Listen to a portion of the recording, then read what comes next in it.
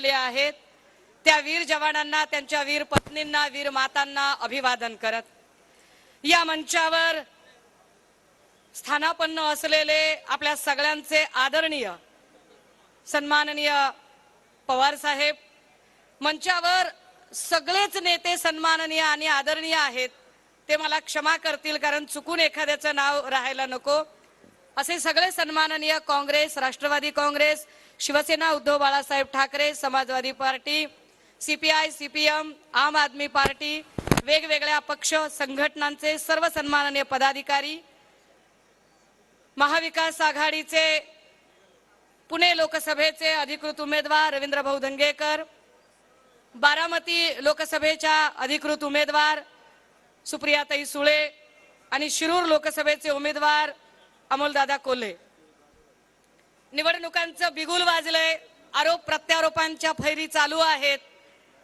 वेगवेगळ्या पद्धतीनं माझीच पाठ कशी मऊ अशा सगळ्या घोरपडी सांगायला सुरुवात करतायत, घोरपडींमध्ये स्पर्धा चालू आहे। मी काहीही मांडण्याच्या आधी 1 मिनिटाचा 1.5 मिनिटाचा किस्सा सांगितला पाहिजे। माझे आजोबा मला ज्या लहानपणी गोष्टी सांगायचे ती गोष्ट सांगितली पाहिजे।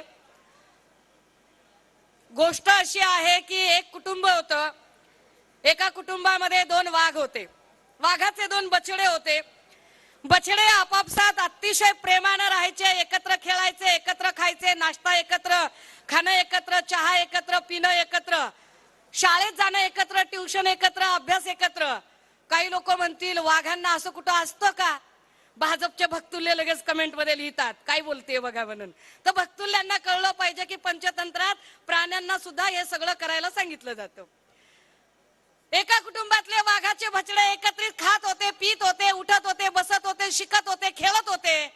काही दिवस निघून गेले, जसजसे वयात आले, कळते झाले, आपापला भवताल समृद्ध होत गेला, आयुष्यात माणसं येत गेली आणि या 2 बछड्यांमध्ये भांडण झालं, वाद झाला, वितुष्ट झालं। बघता बघता भांडण इतकं टोकाला गेलं की त्याचं वैरामध्ये रूपांतर झालं, दुश्मनी फार मोठी वाढत गेली। आता दोघे एकमेकांचं तोंड बघेनासे गेले। आता आपण समजण्यासाठी म्हणूया की एक अ नावाचा होता, एक ब नावाचा होता।